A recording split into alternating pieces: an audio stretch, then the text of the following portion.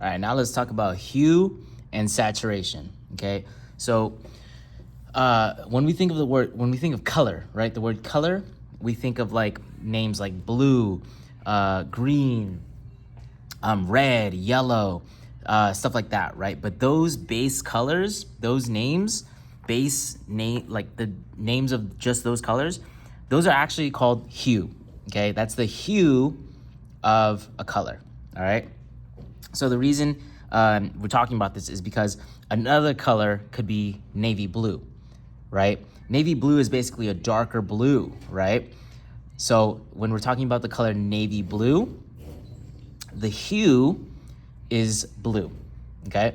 If we're talking about like tangerine, right? The color tangerine, the hue is orange, right? So that's what I mean by hue, okay? It's pronounced hue, H-U-E, hue, okay? And that again is the base color. So the hue for this color is yellow, right? The hue for this is green, red, blue, purple, and orange, right? However, if we look at the color wheel, this color right here, right? It's between red and orange, right? So we would call this red-orange. This red-orange is not a hue, it's a color. Red is the hue, or orange is the hue. Okay, this is important because when we talk about like making colors and making like slightly more red or slightly more yellow versions of orange, right? We need to talk about the fact that the base color or the hue is orange. Okay, so that is what hues are. All right, so you're gonna start to hear me use that type of language from now on, okay? So our job for this worksheet is we're gonna make the hue, in this case yellow, gradually less saturated as you move right. So what saturated means is, what saturated means is you have these colors here, right? This is like, think of it like intensity, right? So this is the bluest blue you're gonna get because there's nothing mixed in with it. It's saturated, right? If it's a little grayer, right? If it's a little darker, like a navy blue, that's less saturated than this blue right here, right? This yellow is also very saturated, okay? Because it's pure yellow. If I had mixed in like if I mixed in some blue to make a little bit of green, right? It could lean, like if I just put a little bit of blue, it'd be like a lime green, right? It'd be like a yellow, like a very highlighter yellow green, right? And that's less saturated because it's not as pure, right? Think of saturation as intensity or purity, right? So most of the time, you're not actually going to be using fully saturated colors, right? You're probably gonna be using something that leans a little more to the side, like some colors that are analogous to that color, right? To the full saturated color, full saturated hue, right? So let's look at the activity here, right? We have this green, okay? To make something less saturated, you wanna make it look more and more gray. There's two ways to do that.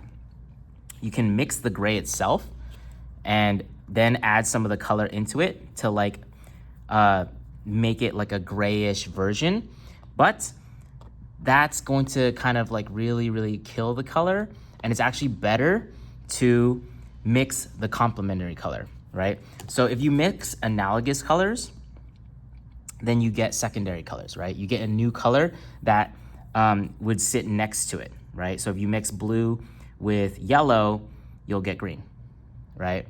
But if you mix complementary colors, which are across the color wheel, you'll end up with a grayish, brownish tint if you put like even amounts, right?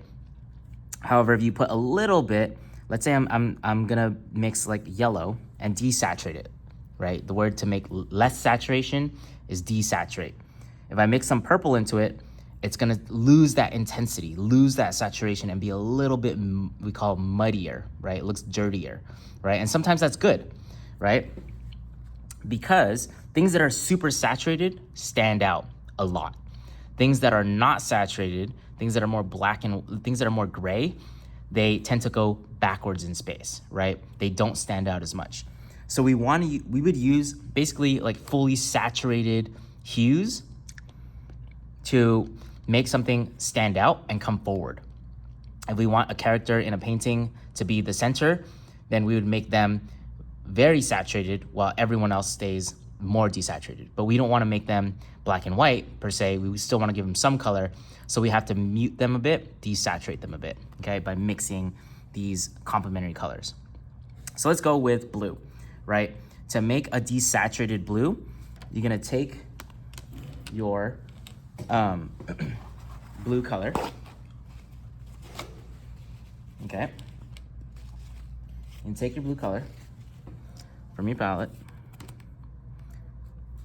and then you're gonna mix it with some, in this case, orange, right? So I have to mix my orange.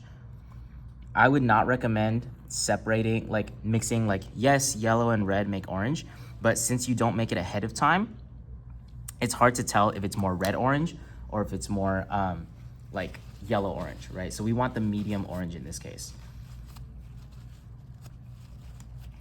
So let's go ahead and take that, some yellow,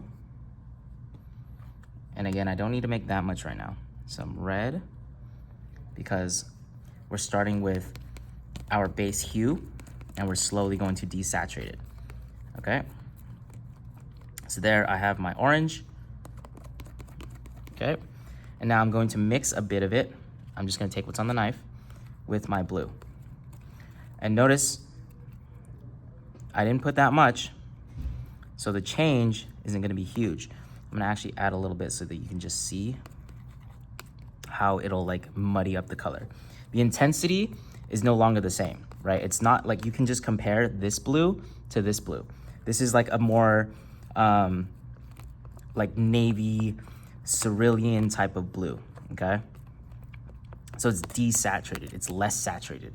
Now I'm gonna go ahead and take my brush and I'm going to paint this box right here, okay?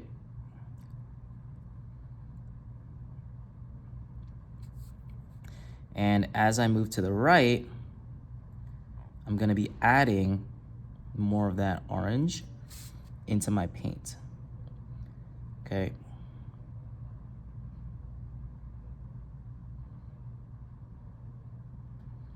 Okay, so that's the first box.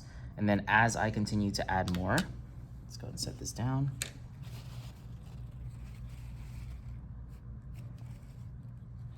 As I continue to add more orange, it's gonna turn more and more gray. So let's take some more orange, and I'm just gonna mix some right here.